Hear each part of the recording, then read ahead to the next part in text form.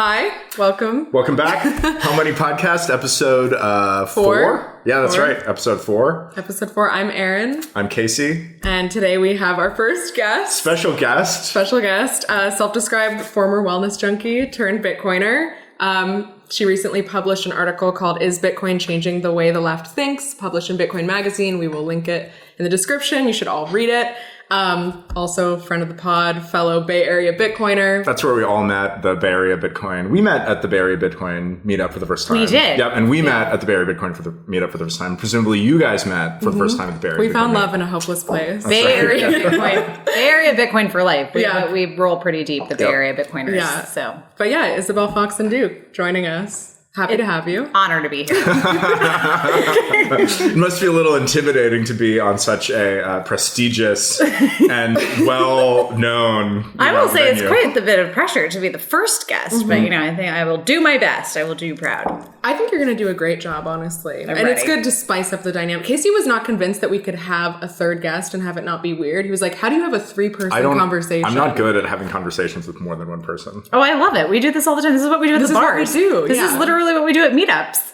Yeah, but I mean like a podcast where like, I'm like, oh, am I saying enough? Am I not saying enough? That kind of thing. You're often saying enough. Okay. Good. A little jab in there. Good. I'm not worried about you running out of words, Casey. But yeah, so, I mean, really the main thing we wanted to talk with Isabel about is obviously her new article. This is like your first like Bitcoin related publication. You've done writing in the past and now you're like really going into the Bitcoin world. Yes. I've done a little bit of like podcasting around Bitcoin, other sort of Bitcoin media things, but this was sort of like the first big, real, thoughtful piece that I put out into the world. And it was largely, inspired by personal experiences around coming into the Bitcoin community, which is often feels pretty red, especially when you get into Bitcoin Twitter. It can feel like a very conservative place. And that was a little intimidating for me as somebody who kind of grew up in a super, super liberal environment my whole life, live in San Francisco now. And so I was sort of grappling with that as I was learning about Bitcoin and getting deeper into the Bitcoin world, as I think a lot of folks who are in Bitcoin and have that background do. And so I wrote this article about kind of my journey, my personal journey of sort of how I reconciled my kind of, I guess, perspective on Bitcoin as a person who has this particular background around, I guess, economic policy and politics in general. Right. How did that happen initially? Did you see Bitcoin and you were like, ooh, this is like for right-wing people? Or did you see Bitcoin and you didn't realize that it had been politicized or that it tended to be politicized? I didn't realize it was politicized. I mean, when I first heard about Bitcoin, I immediately thought, oh my gosh, Democrats must love this. Like, this is so like the money for the people. This is something I talked about really early on in the article, was being really shocked when kind of left-leaning folks in Democratic Party were so anti-Bitcoin. I didn't really understand it because to me, it seemed like something that really helps narrow the wealth gap, right? I mean, that was sort of the frame for how I understood Bitcoin, was like, currency debasement is so clearly being used to make the rich richer, and it's basically effectively stealing from the poor and giving to the rich. I mean, that's how currency debasement works. And so this felt like an obvious solution to that problem. And so as somebody who is sort of coming from the lens of let's narrow the wealth gap, like how do we,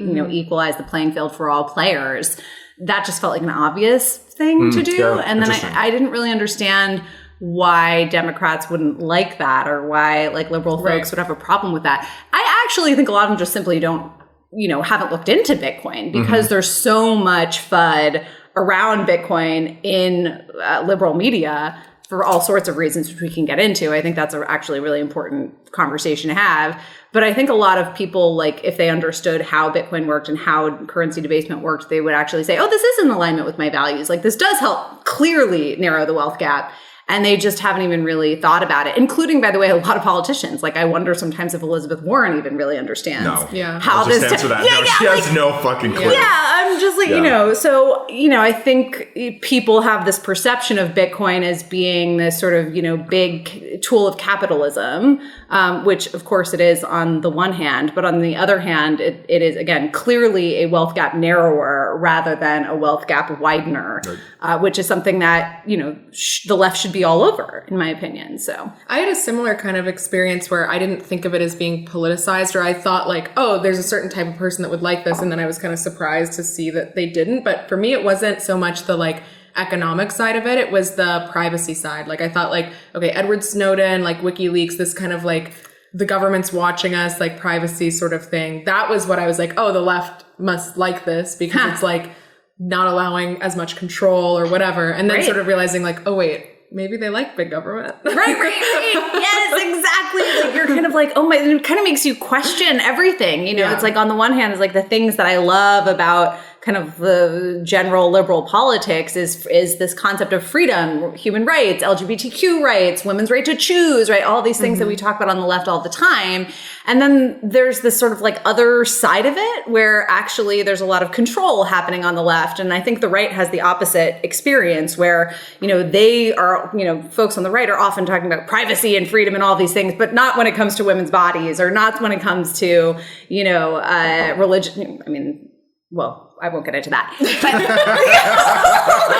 there's like hypocrisy happening on all sides, There's definitely no shortage of hypocrisy. Right. There's no shortage of hypocrisy. There's hypocrisy happening on all sides. And I think that I was, blind to where it was happening on quote unquote my side of the aisle. And now I'm sort of having my eyes opened to where there's hypocrisy on the left when it comes to things like freedom and justice in all sorts of ways. And, I really hope that opens up the conversation for folks on the right to do the same, because I think it's happening in the kind of opposite ways on the right side. Yeah. So yeah, I don't know if you have thoughts about that. Yeah, I also think like with the left, I mean, maybe not like serious leftists, but like casual leftists that are just like, oh yeah, I vote blue, whatever. I think a lot of them just have an aversion to thinking about anything economic. Like they're just like, money is fake and I hate it and I wish that I wish that it didn't exist. And they associate Bitcoin or like maybe crypto in general and then Bitcoin under crypto as being like a finance guy thing. Yes. Yes, right. Like it's just a branding issue. Yeah. Like it's just like we're the rebrand. Right. There's sort of like negative, there's like a lot of negativity around money and capitalism, but then a lot of positivity around like freedom and like individual freedom. And there's like some tension there, right? Because, in some sense, capitalism is freedom. Like what you get when you give people the freedom to kind of do what you want is you get like private management of capital. So there's like tension there, right? Yeah. Yeah, it's kind of interesting, like the branding around money in general, like, because I think people think that Bitcoin, they hear the word Bitcoin, they immediately think of the branding of this sort of kind of gross finance system that we're living under. Yeah. And, what we're all thinking once we actually get to know Bitcoin is like, no, this is the answer to all of that crap. Yeah. Like this is the revolution that's going to change the way all of those problems are created, so, yeah, that's how I've come to think about Bitcoin anyway. It's the answer to the finance bros. Yeah, I agree. It's I feel like the closest to a finance bro on the pod. Feel a little uncomfortable with that, but that's okay. It's the answer to the finance bro. I don't think of you as a finance bro. I think of you as definitely like a Bay Area techie type, maybe. Yeah, you're a techie. Yeah, you're like I think I'm more of a finance bro. You're a programmer bro. Okay. Yeah. That's an upgrade, I guess. You're not like a frat. You don't have like a fratty vibe. No, this is true. You do not have a fratty vibe. No. So you're good. Okay. Yeah. I'm kind of curious. Like, I feel like we first initially bonded partially because we were coming into this at the same time, partially because we were coming at it from like a left-wing perspective and sort of like having our eyes open, partially also because you like astrology, which I love. Yeah. I feel like you've worn many hats in your life. And I'm just like curious, like, you've talked a little bit about like your journey from like leftism to Bitcoin, or the way that like Bitcoin made you like question your politics. But like, I don't know, do you feel like you have like an overarching ideology that you're like trying to figure out, or are you just kind of like going with things and like resonating with certain things and like... Ooh, yeah, I go where the energy is. I follow the Tao. Okay, we're a vibes podcast. Okay, yeah. This is what I told Erin when we went to the Bitcoin conference in Miami, and I didn't know anyone really other than the Bitcoin Bay Area Bitcoiners. Did you guys know? I mean, you probably did. No. Yeah, I've been hanging out at the Bitcoin meetups for a while. Did I know other people? Miami, yeah, I know a bunch of devs. I know a bunch of devs. Yeah. Right. You knew people. You've been in this space for a long time, but I didn't really know that many folks outside of the Bitcoin area, Bay Area people. And so I was really just like, okay, open to where the energy took us. And that became sort of a little bit of a motto for the trip, like follow the Dow, follow where the energy is flowing, right? And yeah, I would say that is my motto for life in general, right? Is just like see what happens. I mean, I made this huge career transition very recently that I think is like, you got to do what you feel called to do, you know?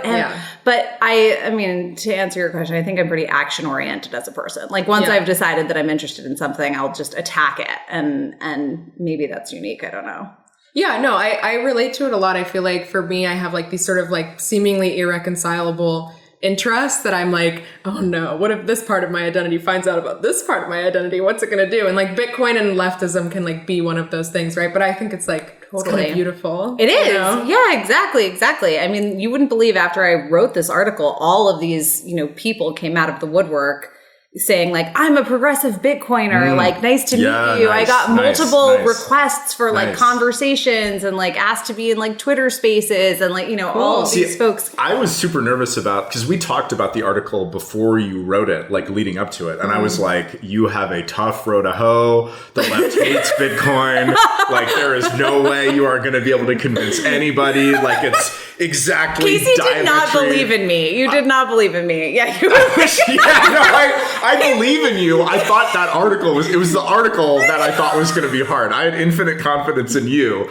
But the article, I was like, this is hard. But like, I feel like you really did it. Like, I feel like you gave very convincing arguments and you kind of stayed away from the parts where maybe there's like a lot of like strong conflict between Bitcoin and the left. But yeah, I mean, I even have thoughts about that like maybe it's not so bad. Maybe actually, we can sort of like. There are a lot of people who are Bitcoiners on the left. They just aren't as loud on Twitter. Right. Yeah. Because they're not comfortable in that space. Exactly. I have found if there's something that I learned from writing this article, it's that actually we are much more bipartisan than we think we are. It's just that the red folks tend to be way louder, and there seems to be like kind of like a cool kid culture about like how red can you be on Twitter when there's like there's a lot of like Bitcoin kind of Christians. Totally. A lot of Bitcoin, like guns and outdoors stuff. This is great. I'm fine with this. But it's like, but you're not going to go in there like, hey, like LGBTQ rights. What was really interesting is like,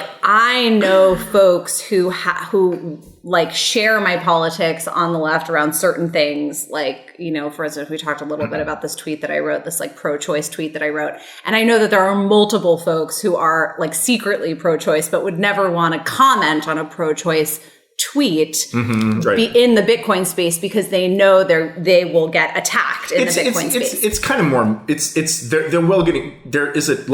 kind of mixed on that. Like surely not everybody on Twitter like is pro. For sure, but there was a lot of the loudest voices were definitely people who are arguing, which I was kind of surprised by because I always thought like libertarianism was about like freedom in all realms, but Well, but I mean, it's freedom, but then like, libertarians still think that murder is wrong. Right. And like, it's the definition of life. Right. And blah, blah, blah. And there is no clean definition of where life starts. Right. What if the definition of life wasn't actually relevant though? Like if somebody is like attacking, I think it's irrelevant. I think it's purely aesthetic. If somebody comes into my home and is like not leaving, I have the right to forcibly remove them under libertarianism, right? Like under like a private property ideology. Private property ideology means like I can forcibly remove them. So to be clear, I'm not like defending this viewpoint, like, but I have the least popular viewpoint of all, which is that abortion is like probably murder, and murdering people is okay sometimes. Sometimes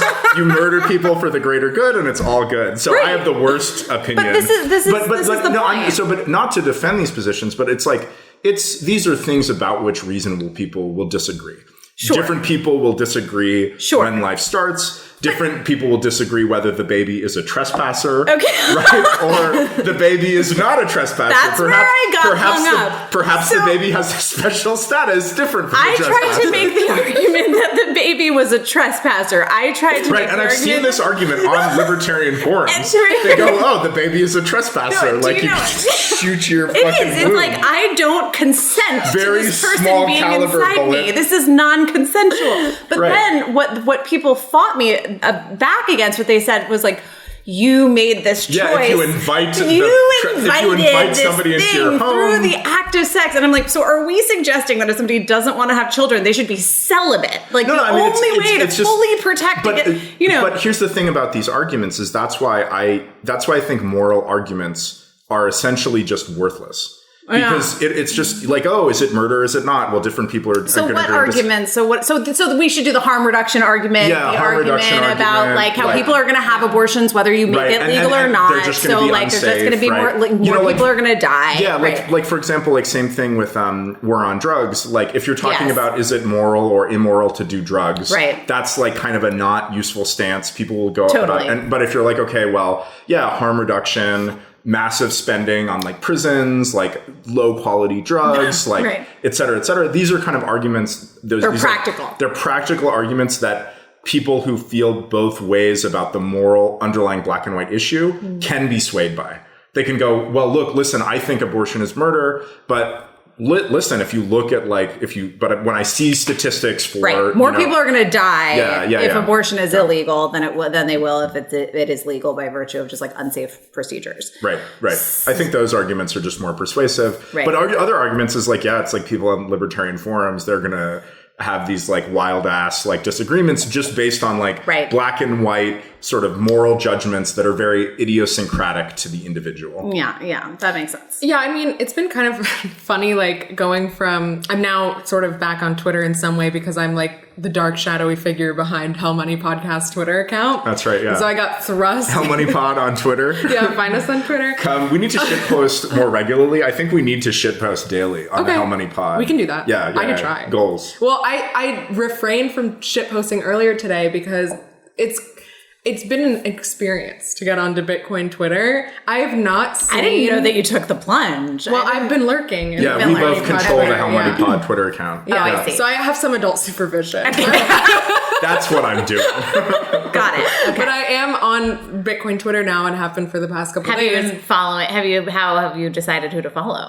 Just followed people that either follow us or that I know personally so far. Okay. But I mean, Twitter knows that I want Bitcoin Twitter now. So the feed is like, what about this? This person like this thing, you know, I'm into Bitcoin Twitter now. And like, I have not seen so many like boomer Facebook meme formats. Like I was reintroduced to meme formats that I haven't seen in at least 5 years. Like what? Like, Are we boomers? Or it was like, No, it's not you guys. It's not, are we the same age? I'm like a smidge younger than you. Okay, so sure. we're millennials. We're millennials. older Yeah. millennials. Millennials are getting old. I know. Holy shit, millennials are almost middle aged. This is bad. We are also on the higher end of millennial, I think. That's right. Yeah, the upper end. We're on the we're luxury. You're like millennials. almost Gen X over there. Yeah. I hung out with Gen Xers in millennials. high school. Yeah, exactly. Exactly. Okay. my mom's a Gen Xer. Listen, I'm just gonna jump out of the suicide. Wow. But no, I mean like the type of memes Okay. where it's like top text, bottom text, and then like a Listen, Bitcoin Twitter is not about subtlety. It's It's not like- about nuance. No. It's No. great. Social It's just media a is not totally about different nuance. world. It's not even like Pepe's though. Like I feel like crypto Twitter has like a little bit more of like the young 4chan-y kind of flair to it, but Bitcoin They're less Twitter, angry. Like, Yeah. it feels feels like less adults. angry. Like it feels like old men. Yeah. Like it has this like boomer vibe that I'm like, whoa, okay. These old farts like Yeah. No, it's true. I mean, the thing is that all of the Zoomers, they're all in, circle jerking on Ethereum, Yeah. right? That's what they're doing. That's where all of the young memers are being stolen. So we young- get the second tier memes. It's like young optimistic technologists, right? Versus like pissed off people who like feel like they've been truly screwed by the government Right. financially. Yeah. It's totally different motivations, Yeah. from one to the other. It's also all of like a lot of the fun degens are on like DeFi. right? Like a lot of the people who are like, oh yeah, I'm just like on the internet all day, like trading shit coins. Like they're in DeFi land. They're not making Bitcoin memes. Exactly. That's what I was expecting more. I was expecting more of like the degenerates that are like in crypto world in Oddly general. enough, Bitcoin used to be degenerate. Right? Bitcoin used to be like, like crazy volatility. It's much less established. Everything is like a Wild West. Now it's like much less volatility. Like among cryptocurrencies, it's like stayed and like stable and safe. Crypto people think that Bitcoin is boring. Yeah. Right. Yeah. Which is good. We kind of want Bitcoin to become boring. Bitcoin is kind of the boomer coin. Yeah, it is. Yeah. It is. Yeah. Well, actually, I mean, we've had this conversation before, like, it's making me, I feel like part of like Bitcoin's kind of different culture from the rest of crypto is kind of its like red right-wing branding, where it's like, it is just like attracting people that are like more right-wing and are like, this is a thing. Like, I can use this. We need to get the left on board. We're trying. We really need to. This is my mission. Yeah. I mean, one thing, maybe this is jumping ahead, but talking about one of the criticisms you talked about, well, not everybody on the left is a big government interventionist leftist. There is the tradition of sort of... most voters don't even really necessarily fully understand that like the leftist tends to be more big government. But I think even at like sort of like higher levels of like people who are kind of more politically theoretical aware, theory aware. Yeah. There is like the anarchist left. Yes. Libertarian, the word libertarian used to mean what we now call left libertarian. So there actually is like a left libertarian tradition. So can you explain what that means? Because when I understand the left and the right, like I immediately think of like a spectrum from like Marxism to libertarianism, which is I think often how people think about it. So like, could we explain what it would mean to be like a left leaning? Well, let's go to the beginning of the Russian Revolution. Okay. So we've got all these. We've got all these like Ruskies. You know, they're like revolting. Okay. Right. And so you had the like Bolsheviks who were like the Marxists, we're going to have like a big communist state that's all going to be like top down. Like authoritarian Marxism. Yeah. Not democratic socialism. Yeah. Not AOC style. No, but democratic socialism is also like a big government thing. They're like, we're going to have, it's all like that because, it is a big government thing. The the USSR was nominally dememocratic, right? It was democracy all the way up, hypothetically, right? You had these like workers. It was democratic. Yeah, it was. Like, a Soviet is a group of people who vote on like an issue and who often will elect a representative to like a higher level Soviet to a higher level Soviet side. Yeah. So the USSR was all like representative democracy, like a Matryoshka doll, all down. But it was like you would send somebody up to the top and then they would make decisions on a top-down basis. Okay, so not that different. Yeah. So, but back to the Russian Revolution, we've got the Bolsheviks, right? And then you also have all these like sort of anarchist leftists. Who are like, they're into things like mutualism, like mutual aid, and like not having like top-down authority, like having like bottom-up like communes. Syndicalism. Some things were like, no, we're going to have like unions and like all the individual unions for different industries are sort of going to do their thing and there's not going to be like top-down control. So like, it has to do with the bottom up. Is it basically communalism from the bottom up versus the top down? Is that how you would describe I think that's fair. Anarcho-leftism? Yeah. Okay. What's it called? Anarcho-communism is kind of weird, but like, the sort of like bottom up thing. I think anarcho-communism was a little incoherent, but that's just me. That's fine. Okay. Anyways. I think I'm an anarcho-communist. Okay. I have a lot of questions about the concept of mutual aid and how like functionally it actually works. But back to the Russian Revolution. Okay. And then all of the Marxists, the Bolsheviks, murdered everybody else, threw them out of power, like obliterated them. And that's what happens then and now. So the sort of non-big government left, they just don't really have a lot of political representation on the left, right? Like they're not the people who are going to become politicians and like seize the reins of power. Because they weren't participating in the system by definition. Yeah, they don't want the system. They don't want the system to participate in. So it tends to be... So they get taken over by the people who are able to organize at the top level, essentially. Right. People who want to play the political game. They effectively get oppressed. Yeah, they get oppressed. Yeah, absolutely. Yeah, by the AOCs in the world who are like people who want to be like, oh, we're gonna just the largest governing organization. Yeah, right. Yeah, like right. So the biggest organization is always going to win. Right. So I think that like that Bitcoin is maybe that like these sort of like anarcho-communist types and like more decentralized types. They're probably a bit more sympathetic to Bitcoin, maybe because it doesn't necessarily conflict so directly with their like big government. With like a big government leftist. Bitcoin doesn't conflict with any kind of big government. I mean, Bitcoin by definition is like resisting government control, right? So, but I mean, it conflicts if you want a big government. In some ways, it can conflict with. Oh, sure, because you can't necessarily do like the economic policies that. Yes. The government can't control the currency by definition. Yeah. So whoa, yeah, exactly. So Bitcoin is great if you're into like tribal, like so I assume those were the people bottom up communal tribalism type structures. So those people were the ones who were like, hey, like not every leftist is like a big government leftist, and they like we're still into sharing. Right, we're just into like bottom up sharing versus top down sharing, which makes sense to me, except for the fact that I have like I don't know if this is like my bias or what's coming up for me right now, but when people talk about mutual aid, and I know we've had this conversation, like I immediately am like, is that practical? Like what happens? Doesn't that mean that like in order to get your needs met, you by definition have to have social capital, which is not a guarantee in life? I don't know. Yeah. I don't know how true this is, but I've heard that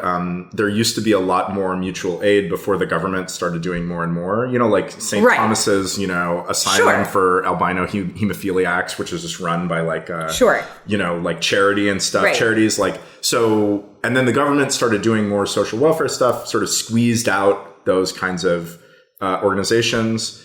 And like maybe they were pretty effective. I don't know. That like when people were doing things, the government squeezed them out, or people stopped doing those things because the government was doing it for them. I say squeezed out, but I mean the latter. It's like if you're like, okay, well, there's Social Security, so now old people are getting payments. Maybe people are going to be less interested in forming mutual aid for the elderly, doing mutual aid for the elderly, right? Because they're like, oh, the government's taking care of that.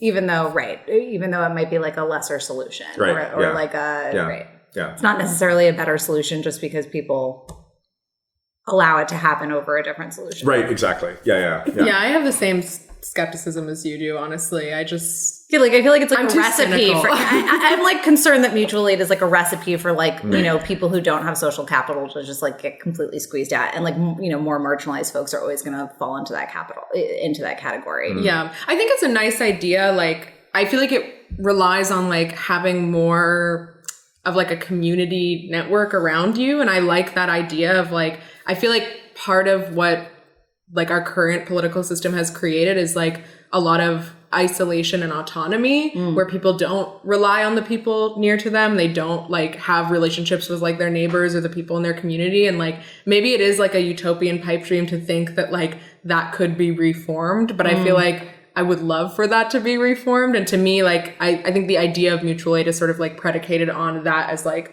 the baseline like foundation of it is that you have to have a relationship with your community. Your community has to have like some sort of network to like support each other. And I'm like, that's cute. Love that. Well, it's sort of like ask this question of like, why do we have lesser community now? And why are we more isolated than we used to be? And it's funny because I always kind of thought that a big part of the answer to that question was just technology, right? I think it's the government. You do? Yeah, I mean, I view everything as like it's all the government's fault. I'm like, yeah, I mean, okay, like you have this. Tell me more about this like nanny state that you're like, oh, it's taking care of all of our needs. Like it's the ultimate like backstop of society. Like, oh, I don't need to do anything. I just once a year I go vote. I don't need to participate in my community. I don't need to do anything. The state is going to like make projects go away. Everybody looks to the state to solve things. Right. And so nothing gets done, nothing gets fixed because the state is, ultimately totally incompetent. But we've had like destruction of neighborhood and communities that's been like on like exponentially just getting squashed into oblivion, even in just the past like 20 or 30 years. Like that feels to me like a direct result of, things like social media and people like just being addicted to screens. I think it's like partially because everybody has like email jobs now. Like they don't like go to the store and do whatever things in person. They just kind of like... They don't pump milk out of the ground with an oil derrick or whatever they did back the good old days. Yeah. People don't meet each other in bars or coffee shops anymore because they've got their headphones in and they're on their phones. Right. See, now we're the Facebook boomers. Yeah. Right, Yeah. No, I don't know. I think it's like a combination of many factors, but I think it's been ultimately bad for us. Like, I feel like it's kind of like I don't know, it's like a sad, ironic like situation where we all have like all of our needs met. We all live like very comfortable lives, and yet like we're so much mental health like issues. It's isolation. The same population. We're so isolated. Exactly. So like I like the idea of mutual aid as like, I just think that like when people need to, they do come together and they often do support each other. And like in times of like crisis or natural disasters, like that often seems to be in the case both in the US and like around the world. And so I don't know, part of me is like, maybe that could help. Like, I don't know what else we do about it. Like, I think like the lack of community is such a huge problem, you know? Yeah, totally. Like, I don't think the government can mandate it either. No. Be like, you government guys are can friends mandate now. anything. Useless. Casey has an opinion. Yeah. Yeah. Okay. Well, so anything else that we want to talk about related to like the left? Related to Bitcoin and the left, and why I was going to ask hates the Bitcoin. Hates the Bitcoin. Even though they really shouldn't, because Bitcoin really helps all people, and people on the left should care about all people. Bitcoin for the people. Bitcoin for the people. I was going to ask if you've had any success orange pilling your friends and family. Like, have you actually successfully I have very effectively orange pilled my dad. Oh, yeah. What's your strategy? Just sending him Michael Saylor videos. Oh, really? Oh, yeah. Okay. Wait, and your dad was like, was he like a hardcore leftist, or like where was my dad has like a political leaning that like really was varied throughout his life. Like I think he grew up in like a pretty conservative kind of like more like, I don't know, I guess. I mean, I don't even know where his family's at. This was also at a time, I think like 50 years ago, there was less division. Like people would like vote for one party one year and then vote for another party the last year. Like I think we have to remember that, you know, decades ago, there was less of this like tribal division between parties where like you were like a Democrat for life or a Republican for life, you know, and there was just more opportunity for switching between depending on the candidate. But yeah, my dad, I mean, I know that when he was in his early 20s, he was, you know, like a Reaganomics, like Republican type with the, you know, he worked in advertising in New York and like wore his Gucci loafers. And then he had like, he took a job selling advertising for The Nation. Are you familiar with The Nation? It's a Green Party magazine. Okay. And he like got kind of converted to Green Party. And then he was very green and had this sort of like this whole like hippie revelation.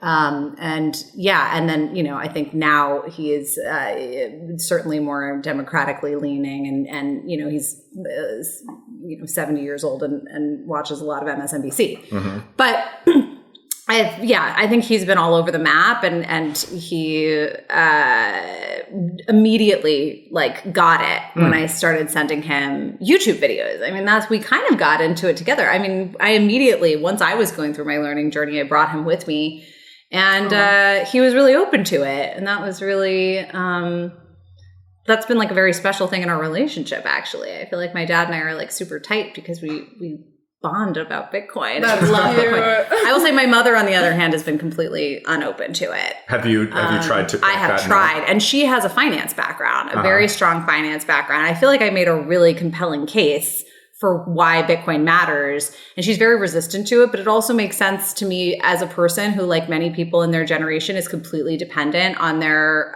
equities portfolios, you know, to survive. You know, like most Americans in that generation are completely dependent on the stock market. What's the sticking point for her?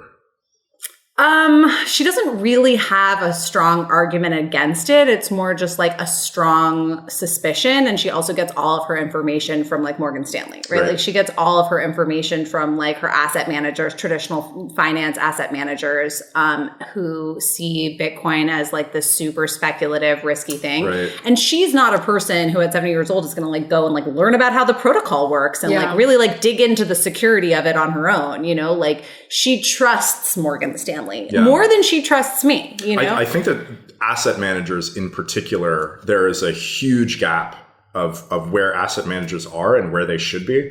They all see Bitcoin as this like crazy speculative thing. They're very much entrenched in taking fees off of people, buying financial products, buying equities. They kind of want their clients to like, they want to actively manage their clients' wealth. They don't want to say like, oh yeah, like just take some money and put it in Bitcoin and forget it. Like they're sort of incentivized the wrong direction. Hopefully that changes. Bitcoin is a fundamental threat to the U.S. financial system, right? Yeah. I mean, we have to remember that Don't say that out loud. I'm sorry. Am I not allowed? But I think, like, you know, whenever I hear FUD, whenever I hear like sort of mainstream, you know, just sort of arguments against Bitcoin that like you and I would listen to and be like, that doesn't actually make a lot of sense when you like really learn about it. But like these sort of just like general like news arguments, I'm like, who is this coming from? Like which top-down person is coming from? And I think about, you know, like every politician in New York State, for instance. I mean, New York has had, you know, politicians who have swung really far back on both sides. Like sometimes I think to myself, like, does Elizabeth Warren stuff like, you know, get a lot of money from like Goldman's, you know, not like Chase, you know, like, or JP Morgan, all of these companies, because functionally speaking, Bitcoin, in a hyper Bitcoinized world, fractional reserve banking can't exist. Okay. And can it? Sure, yeah. Okay, let's talk about that. Because I personally think that Bitcoin is like kind of like functionally threatening to this whole like debt-based crazy domino. So like I think I agree with that. I think it's like, yeah, fractional reserve lending can exist, right? Like But you can't have like, okay, I'm going to hold on the balance sheet. Like I'm going to basically claim that like all the people who have deposited, what's happening right now in the banking system, as I understand it, and you should correct me if I'm wrong because I'm no expert, but my understanding is right. So a bunch of people deposit money into their banks and the banks essentially say like, yes, you have this like on your balance sheet effectively. Like if you want to take out a deposit, you know, if you want to, you know, take money out from your account at any time you can and we'll give it to you and it's FDIC insured, even though that's questionable and blah, blah, blah. But then, so it's sort of like it's on one balance sheet there, right. But then they don't actually need to, and they're lending it to somebody else. Yep. So they kind of have like it's sort of like $2 for every $1 in real existence. There's actually $2 happening. Right. The dollar that you owe to the depositor and the dollar that that you gave to the lender. So there's like twice as many fake dollars happening on all the balance sheets rather than like what actually exists. That can't work on a Bitcoin network. Well, it can. So what the you know, sort of the money that everyone would know what was going on. Yeah, people would know what was going on, and also it couldn't like domino forever and ever and ever into oblivion. I mean, if we just sort of switched the banking system to everything being denominated in Bitcoin, right? They could do exactly the same thing as they do now, right? They have bank money, which is a sort of multiplied. They have the sort of multiplied money, you call that like bank money. Right. Bank money gets sort of created gets like lent into existence, right? And that inflates the supply of bank money. Currently, bank money is denominated in US dollars. In a Bitcoin world, you could have all these banks engaging in fractional reserve lending, and bank money is denominated in Bitcoin, right? I get a Bitcoin deposit and I lend somebody out a Bitcoin. Right. But none of these people can actually take their money out of the bank money system, right? So it's no one can take it out now, or the whole economy collapses. Right? Yeah. So it's like it's just whether or not fractional reserve banking is kind of orthogonal to whether there's hyper Bitcoinization or you're gonna have to tell me what orthogonal means. You're gonna have to tell me. Like we can have what I mean. I guess the right way to say is independent. We can have dollar denominated economy or Bitcoin denominated economy, and we can have fractional reserve banking or not fractional reserve banking in both cases, right? I think in a Bitcoin world, one nice thing is that if it's easy to get if you can just take your money out as Bitcoin, right, that makes it very easy for you not to participate in the fractional reserve system at all if you don't want to. You take your Bitcoin out, and then it's not it's not. It's optional if you want to participate in this like lending schema. Whereas like right now, it is not optional, and that's a very huge distinction. Because you need a bank account, you need all these things, and the Fed, or the regulators, they actually won't let us opt out of fractional reserve lending. Yeah, there was a bank called the Narrow Bank, which was like a startup, a financial services startup, and they were like, okay, we're going to have a bank. And we're just going to have deposits at the Fed. And so when you deposit $100 in our bank, we're just going to have that $100 deposit at the Fed bank. We're not going to do anything. We're not going to do any lending or anything. And regulators blocked it because they were like, we can't I'm like exaggerating, but not that much. They were like, we can't give people a way of opting out into our ridiculous, inflated, bullshit fractional reserve system. We have to kill this. That's literally what happened. Right. So circling back, this is a perfect loop back. But the thing that we can't have is like the debt. Talk about like debt. Why no debt in a hyper Bitcoinized world? I guess that right. But you'd have a lot of people opting out of participating in debt. So by definition, there would be significantly less debt because you would have, every single individual would have the opportunity to like choose whether or not they wanted to lend out their money. And that is not the way the world works today, unfortunately. Yeah. Well, even beyond, I think maybe I said this in the first episode, but going back to what you said about your mom and like, you know, your parents are like in their 70s and they're like retired and they're living off of 401k. I think like, if you think about like a goal of the left being an anti-corporation goal as opposed to like whatever, anti-capitalism, anti-whatever, like anti these like corporations that control our lives, I think more than the US government does. I'm much more threatened by like the big corporations than the US government. Like so much of our power to resist those corporations is limited by the fact that every American has their savings for retirements in a 401k in stock in those companies. Those same corporations also control the financial system and they make up all these like systemically important And they effectively control the government. They effectively control everything and we can't resist them. Yeah, because if they fell, then all of our savings would fall. But in a Bitcoin world, you don't have to put all of your money in S&P 500 They're stocks, not inflating the money. And so just putting your Bitcoin under your mattress is a totally valid saving strategy in a way that it's not today. Exactly. Yeah. Exactly. Oof. That's one of my big orange pilling things I like to tell people on the left.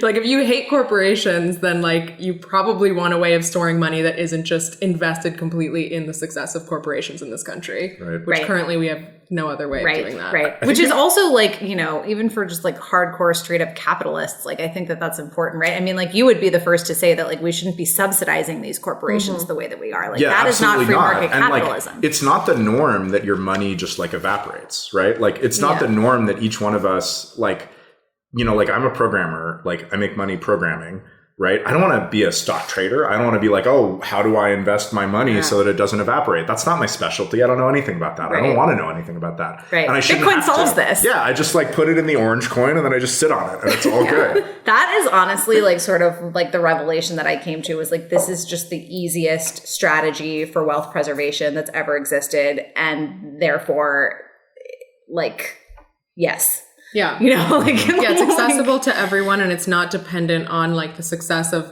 corporation or investment or whatever thing that you're putting it into to keep up with inflation. So accessibility is another really important word that I used in my article that I think, you know, people on the left should be into and excited about, right? Like right now, the biggest problem with wealth preservation is that like our greatest strategies for wealth preservation in the United States are really relegated to people who can afford entry, right? So like real estate, for instance, you know, who the hell can afford real estate in San Francisco? Like even like, you know, the top like... You can't buy a fraction of a house. You can't. But you can buy a fraction of a Bitcoin.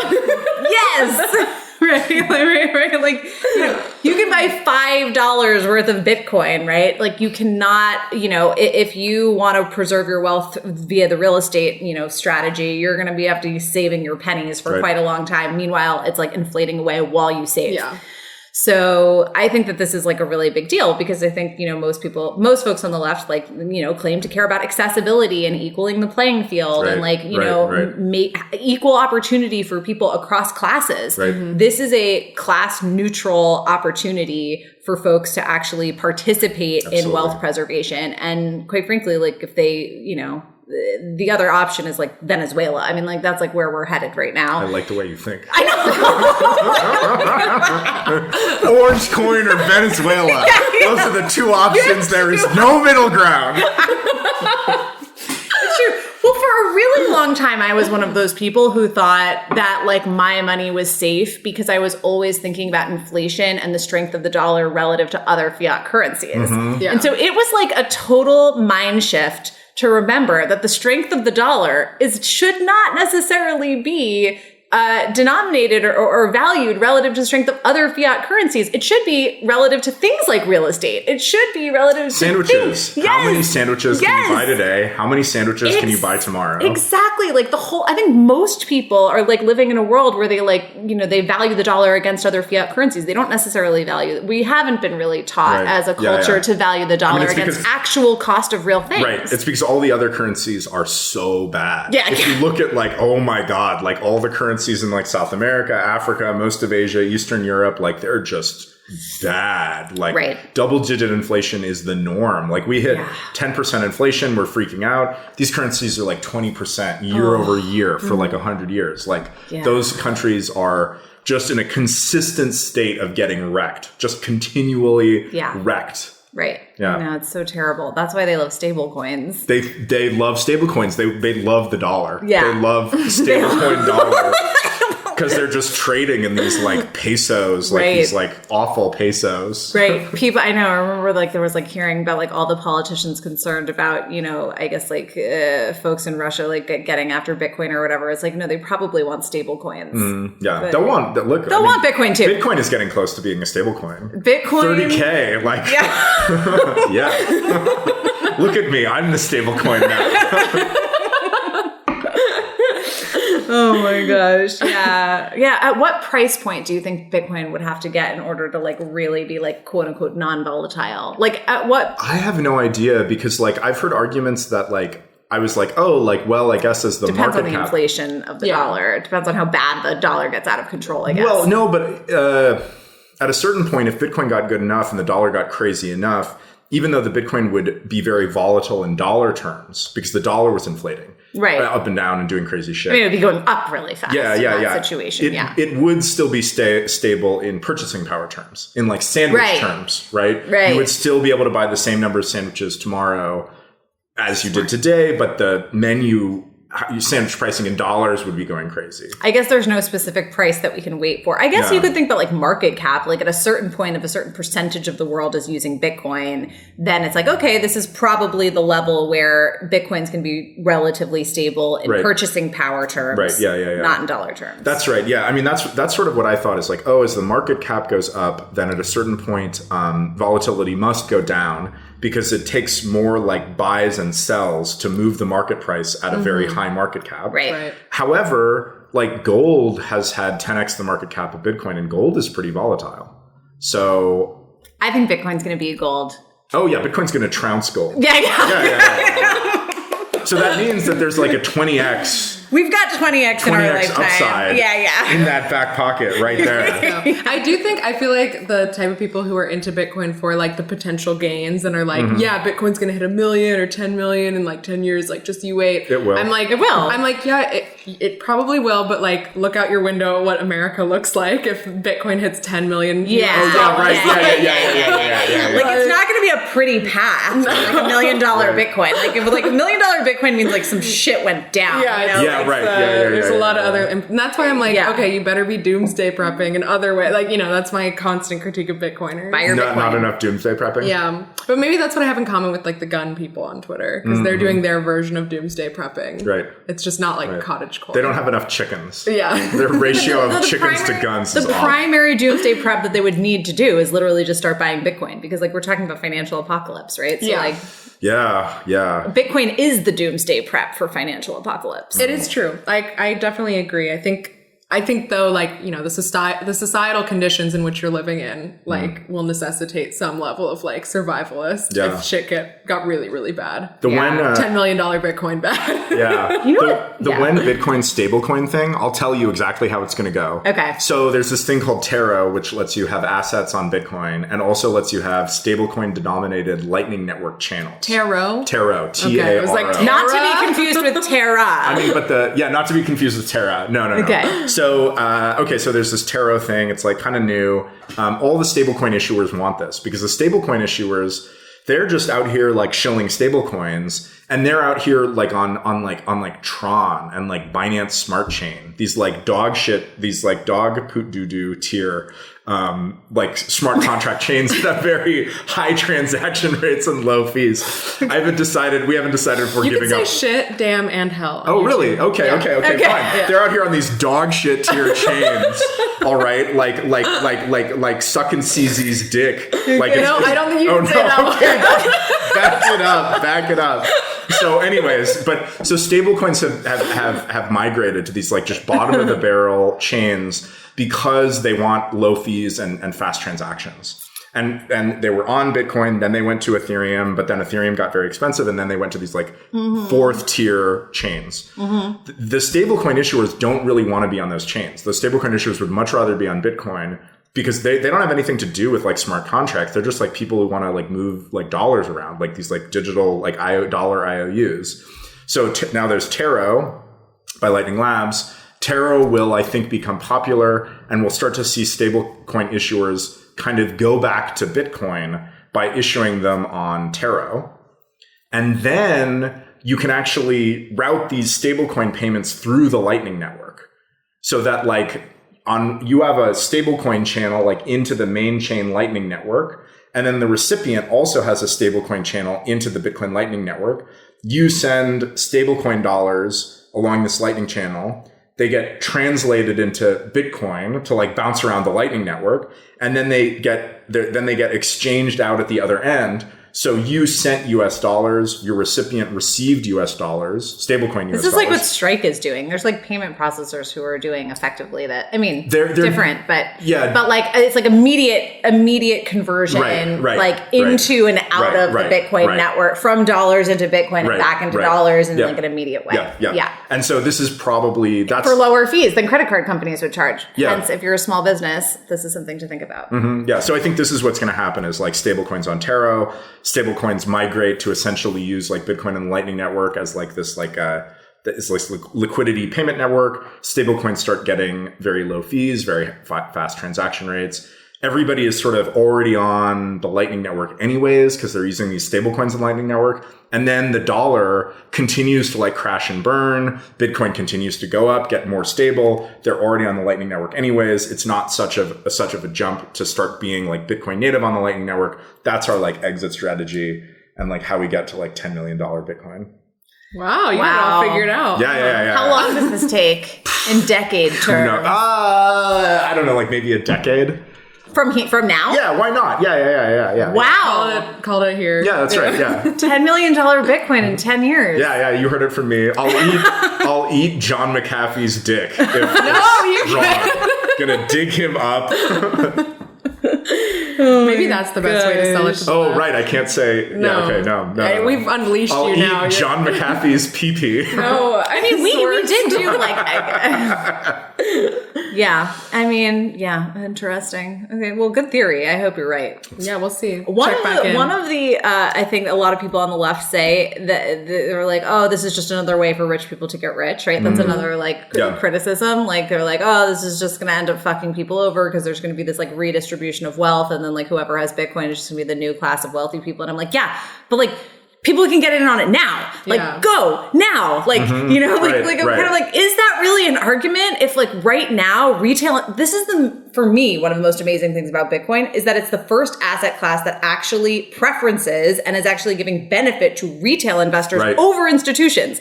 Right? Retail investors can actually get in before institutions. Institutions are having trouble getting in. You can actually beat the institutions to it if you get in now. Yeah. Like the regular normal people. This is a miracle. This has never happened before. And not just like on two fronts, right? One is that the institutions are super cautious and risk averse. Right. Because they only care about quarterly. They're not long-term thinkers. Right. Yeah. And then two, all the institutions are, they have like weird regulatory things. Oh, they can't even hold Bitcoin. Yes, right? Exactly. Yeah. Like how do they even custody it? It like involves like infrastructural like challenges. Right. They don't know what a private key is. Yeah. They don't know what a private key is. Yeah, exactly. Yeah. I think it's a little bit of like hypocrisy for people on the left, because I think on the one hand, there's this idea on the left that like everything has to come from the people, like we should do what's like good for the people, whatever. But then when you make that into an individual person making a decision to buy Bitcoin or something, they're like, no, that can't happen. We can't have everyone buy Bitcoin. That's not a good solution. It's like, well, what?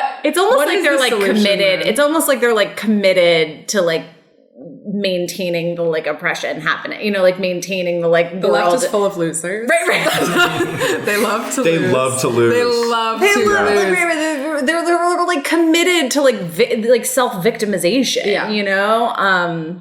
Yeah, and I mean, it is like what I said before about just like, I think there's a lot of people on the left who don't believe in any economic solution. Like, it will not matter what you present to them. They don't want to hear about it. They don't want to hear that they need to do something. They need to buy this or tell people to buy this or promote something. They're like, no, all money is evil. Yeah. Right. I'm committed, right? They're committed to no solution. They're committed to just like continued no solution. Just like self-flagellation as like a party like platform. Just like till the end of time. Yeah, I honestly think that was like a big part of like my awakening to Bitcoin too, was like, although I guess that's not true actually, because I guess they do have the whole, they thought Bernie was the solution. They like to some extent. Yeah, but that is like, pew, right. There's like nothing there. I mean, like, that ship has sailed. That's all we had, and it. But like, I don't know. Is it really fair to say that they don't think that there was a solution? I mean, let's just back up. I know I interrupted you, so I apologize. But like, I mean, maybe it's like there are a lot of solutions. They seem to think that like government redistribution of wealth is the solution. The problem is that there's literally like no historical examples of that going well. That's really where my article eventually landed. Was like, okay, let's look at like redistribution of wealth by central governing bodies as just like a historical, like phenomenon, and like how has it gone? We don't have like a single reference point of that, like Holodomor round 2. We don't want that, Right. So anyway, I didn't. So. No. Yeah. I mean, I feel like it is just a little bit of like an aversion. Well, I think that criticism of like government versus a government solution, a top-down solution versus like a bottom-up solution is like a big part of it that like some people just can't get past. They just want it to be done from the top down. They don't want to have to like participate it on an individual level or frankly like believe in it really. They can just outsource that to somebody else to solve that problem and like hope that it happens. Well, because bottom up historically has had an organizational problem, right? Yeah. Like how do you organize like a bunch of like smaller communities is a problem. Well, the answer to that question is one that the left really doesn't like. What? Capitalism and markets. Right? Capitalism and markets is the big coordination mechanism that allows a lot of independent people to organize, to interact via the market. They go, oh, like widgets, you can make a lot of money selling widgets. Right. I'm going to make some widgets because I see that I can make a lot of money. Nobody had to tell me to make widgets, right? Everybody just kind of organizes. But the reason they don't like that is because then certain people, by definition, we've talked about this before, are going to be winners and losers. And capitalism is now kind of like definitionally bad, right? When you say capitalism to some people on the left, they think, oh, like whatever it is, it's a bad thing, right? Yeah. But like, I mean, because of the winners and losers thing, though, it's like, how do you solve that? And I guess the only answer that I have heard is mutual aid. And then that, again, it just makes me kind of like scratch my head with skepticism. Maybe like UBI, I mean, UBI, like, isn't that anti-capital? Isn't that anti-capitalist kind of like by definition? Sure. But I mean, like, isn't UBI like the ultimate like top down? No. Well, so UBI is, I mean, like, okay, like I want the government to kind of go away. They can all just die in a fire. That would be fine like me. I feel like we can't say that on YouTube. You want politicians to die in a fire? It's not an individual. I don't want any individual politician to die in a fire. I just want all of them together to die in a fire. Individual. Yeah, right. Or this is philosophical. Politicians are definitely not a protected class. Like, no way. They're not one of the people who you can't talk smack about. So anyways, but if we are going to have some kind of government intervention, let's say we have unfettered capitalism and we're like, the people who are winning too much and the people who are losing really bad. They're impoverished out here just trying to get a scrap of widgets, and the big capitalists are a huge pile of widgets, and we don't like that, right? Okay, so if we are going to have some kind of government intervention, we want the kind of government intervention that does the least bad, that has the least harmful effect on the economy. Okay, so you're a moderate, Casey. No, I don't believe this. Sorry. Right. If you believed. If I wanted any government. It would be tiny government. And also like the government which it kind of messes things up the least. Okay. Right? Okay. So, I would want a government that collected taxes in some very efficient and non-disruptive way. Okay. Probably a land value tax. Right. Our good friend Henry George and Georgism, our guy. A land value tax is a tax on the unimproved value of land, and it's a very efficient tax that has a lot of economically appealing properties. And then what do they do with that money? I would say just divide it by the number of people in the country and give it out to individuals. The problem now is that what the government does is it collects all these taxes in all these bad ways, and then it does a lot of harmful things with them. It just buys random things. It says, "Oh, you have to spend your money on. We're going to tell you what you spend your money on. We're going to give you food stamps." The formula shortage was caused in parts by the fact that states are massive purchasers of infant formula. Really? Yeah, which tends to consolidate the markets. So like, why is that? Because the states. Why were they purchasing the baby formula to begin with? Because there are lots of programs of like maternal assistance, and so then the states are like, okay, now all of Iowa is buying formula from one manufacturer, right? Because it's the state doing this purchase for this massive program. I'm like, no, let's not do that. Instead of buying $1 worth of formula and giving it to a mother, let's give the mother $1. The mother can go buy whatever formula she wants, or maybe not formula if that's not the most valuable thing. Right. We don't have weird government distortion of markets. Right. So I think, yeah, like a good tax and like a good, like the least harmful tax and the least harmful wealth redistribution. Right. If I was a filthy communist, that's what that's what I would want. Totally. Yeah. You feel like got it all figured out, huh? I don't know, but actually no. But I thought about this. I mean, like, I think that sounds like the most reasonable way to handle like what I still consider to be like the not so sure way that mutual aid could work. Right. Like, yeah. So I thought about this from the perspective of like, okay, well, like people on the left, people like large government, they clearly want things that I don't want. And they have this like underlying like beliefs that I don't share, like the efficiency of government and whatever. But so what would be the option that would be the most appealing to people? That would be sort of like the least bad. And so I thought of it from that sort of point of view is like, okay, well, what can I say that we should do? Like, instead of saying like, hey, come join me and be an ANCAP and let's like, just like let capitalism rip, like let's go.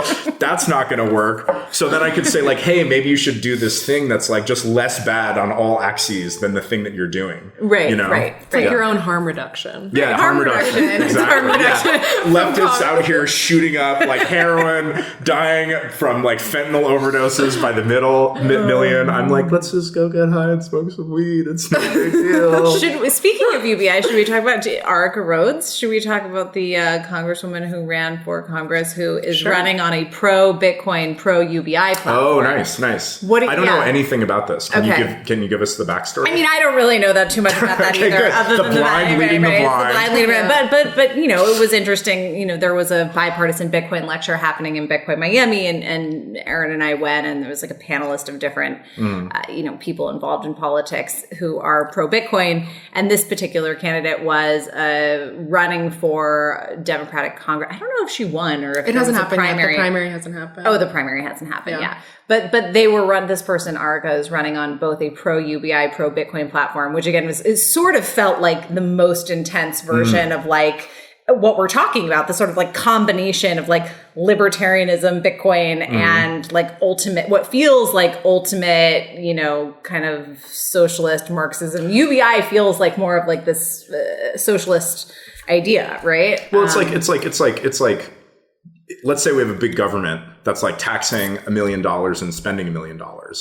Like, well, like libertarians might argue that like they should tax less and spend less. But if they're going to tax and spend, like, let's have them not do it in the worst way possible, right? Yeah. Which is where UBI comes in. Makes sense. Totally. Yeah. Vote Erica Rhodes if you live in the Valley or something. Is that where she is? Yeah, we're not sure. Yeah. Somebody who you dislike, who is my BFF, was really into UBI. Who? Milton Friedman. Yeah. Oh my, plot twist. Yeah, Milton Friedman argued. Yeah. He argued for a negative income tax, where if you earned a certain amount of money, not only would you not pay any taxes, you would get money back on your tax return every year. If you made a certain amount of money. No, if you earned below a certain amount of money. So it was like pay taxes but get a rebate. Yeah. And but wouldn't, all the conservatives in the US would say, but like that just incentivizes people to sit on their couch and not do anything. Isn't that like effectively like that's the smooth brain conservative take. That's the smooth brain conservative take. Oh, it's going to incentivize people, blah, blah, blah. The like many brain folds conservative take is like, well, not having any the smooth brain is a neg. The smooth brain is a neg. Smooth brain. You don't want to be smooth brain. Don't want to be smooth brain. Lots of groups. You want lots of groups. Koalas are smooth brain. Yeah. So, like if you take eucalyptus leaves off of a tree, they won't recognize it. It has to be attached to a branch, and we hypothesize that it's because their brains are very smooth. So like not a lot going on. Yeah. No complexity. So like small brain meme is like, oh, like that's bad. It's going to encourage people not to work. The like galaxy brain take is, okay, well, the thing that I want, which is no government, is not on the table. I have to negotiate with people who believe differently than me. And UBI is way less harmful. If the government is going to tax $10 and spend $10, spent just giving it to people as money is way less harmful than whatever than nonsense. These programs and all this stuff that's going on. I mean, I was really surprised to know just how inefficient the government was. I mean, this was like another part of my personal journey. This was another part of my personal journey where I started to question my beliefs and started to question everything that I think I know, was when I realized that it was something that's like 1 in 10 people in the United States is employed by the government. Right. So the huge percentage of taxes, I mean, there's obviously like the military and stuff and all the obvious things that people complain about. But like these other things is like, you know, a lot of our tax dollars are just spent to just employ a very specific voting bloc and just they just don't want to fire their voters. Right. Which to me, that was like, yeah. And sort of definitionally, those people are not doing something useful. Like, they might be doing something, producing something. It's like really bad tenured professors or something. Right. You know? It's like,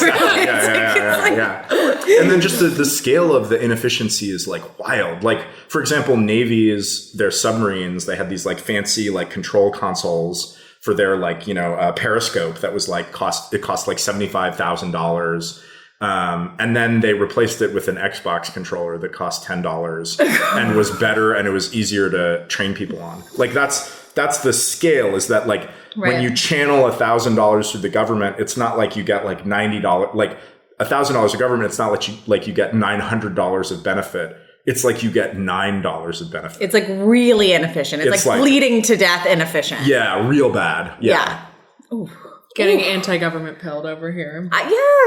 Yeah. That's been the direction that it's been going for me lately, which is interesting because, I mean, for me, for so long, and I think a lot of people feel this way, it just sort of felt like, again, it's just this sort of very traditional idea of like Democrats versus Republicans. And there's like certain things that define Democrats and certain things that define Republicans. And one of the things that Democrats sort of want is like, they want to like do more programs and like more spending. And like, that's, it's all redistribution of wealth and all of the things, but this is functionally what it involves. And Republicans want less of that. And they want, less taxes and less programs, which the left thinks is screwing people over, and this whole back and forth, right? I think that that's like the primary narrative that we hear about this left-right dichotomy in the U.S. And and now, and I was always on the left side of that argument, and now I'm like, oh, this actually makes no sense. And the currency debasement piece really hit it home for me. Like that's when I was like, oh, we're all getting screwed by this system, because these dollars, it's not just taxes. It's not just the taxes they tell you about. It's also the taxes that they take from under your nose that you don't even realize it's happening. Yeah. And that is currency debasement. That's what currency debasement Very is. Strong, like, don't tread on me vibes coming. Yeah. I have been No killed. Step on snake, baby. I watch a lot of Michael Saylor. Me and my dad, we watch videos. When I was in the Catskills 2 weeks ago, me and my dad just watched Bitcoin documentaries on Netflix and Amazon Prime. Nice. Like every night we would do a new one. Nice. Yeah. That's so cute. It was cute. I recommend bonding about Bitcoin with your family. It's a good orange pill your family. Yeah. Or it could also not go well, which is how it went with my mother. It has not gone well. And it actively makes her feel threatened to the point where she's like, I don't want to talk about this with you, because she feels like I'm like talking down to her, like telling her what to do or something. And I think it scares her, because the idea that the stock market is being propped up by like effectively like government subsidies that, are, really on shaky ground scares the shit out of her. I think I know what you can do. What? For your mom. Get your mom on board. Okay. You go, okay, I bought you, we never have to talk about it again. Okay. But I bought you 1/10 of a Bitcoin. Oh. And I'm just going to hold onto it for you. So 10th of a Bitcoin, if you go look at the Bitcoin price and divide it by 10, that's how much Bitcoin you have. So I actually one-upped this idea. I actually did an even better. I bought her husband some Bitcoin for Christmas. Oh, wow. And I sent her husband some Bitcoin for Christmas. And I just like kind of had to be like, oh, isn't this like a fun techie thing? I'm like getting your husband this like man present. And who knows, maybe that Bitcoin will. I think you also want to get her a little bit. Get that. Everybody's got a little degen inside with like, ooh, number go up. Like I like this. Well, right now a number has definitely gone down. No, but that's why you do it now, not right. You do it now. If you did it a couple months ago, it would have been a disaster. Yeah. I'm sure my mom is like, oh, Isabel. I'm sure my parents are. I'm sure not my dad. My dad is a full hodler now, but I'm sure my mom is like, telling her husband, yeah, I told Isabel that this Bitcoin thing wasn't going to work. Look, we're down 40%, or whatever it was since I bought the Christmas Bitcoin. It's actually really good though, because I mean, if she's aware of the price now, when it goes to like 100K, right, she'll be like, oh, it's kind of up now. Yeah, it's kind of up. And then when it goes down to like 90K, in her mind, it'll still be up, right? It's like you get this like the sort of the price of Bitcoin gets fixed at some previous price, and anytime it's above that, from then on, you kind of think of it as being up. Right, from whatever your buy price was. This is why they talk about like the Bitcoin classes. Like, are you class of 2017? Are you class of 2013? Like, I mean, I don't know about you. I'm class of 2021, so I'm pledging right now. You know what I mean? I am like fully like, in it and like showing my worth and like demonstrating that I am earning it. But, if you're class of 2013, 2017, like you're not even noticing what's going on right now in the markets. You're like, I'm literally like 5 to 10x up at a minimum. And that's after a 60% correction, so, but yeah, I'm pledging right now. I think I'm pledging too, but I'm slacking. Hang on. We need a sponsor for the podcast so that Erin can pledge faster. Yeah. So, we will shill anything. Oh my gosh. Okay. Well, we've done an hour 13. Oh, wow. Okay. Yeah, we should wrap it up. Yeah. Should we wrap it up? Is there anything else we need to address? I feel like we actually did a decent job of like covering some stuff. I think so too. We didn't even get into the environment, which is great. I'm sad that we missed what is the definition of feminism. Well, I just was interested in that one, but that one you just want to hear like Isabel Foxen Duke's like perspective on the definition of feminism. I'm very curious. Yeah. Can we just? God, do I even have a good answer? No, don't prep. Off the cuff. Just say words. No, I was trying to figure out which wave of feminism you are. I'm, my definition of feminism is different than like the waves, like the waves. I mean, my definition of feminism would just be like all genders are worthy of like, are equally worthy of respect and honoring and celebration in their various forms. Well, I guess that's pretty like fourth wave. That's pretty fourth wave. Yeah. What's fourth wave? So, what's the current wave? So we're on 4. We're in it depends on who you ask, but like, so like first wave feminism basically is like literally like women getting the right to vote and like, like literally that's not like even, women are human. Women are human. Women are not property. That's like feminism wave 1 is women aren't the property of men. Women actually should be able to like participate in elections. Wave 2 is more like women are just like men, and if you can do it, we can do it too. And it's like, RBG, Ruth Bader Ginsburg, like we're gonna go to make money, I'm gonna make money. You have a credit card, I get a credit card. It's that kind of thing. And so, one of the criticisms of that second wave of feminism, even though it's incredibly important historically, obviously for obvious reasons, is that it doesn't really honor and celebrate femininity as being something that is valuable and like the feminine essence as being something that's valuable. It's more about women kind of acting like men or so like being the second like wave men. Kind of devalued traditional women's work.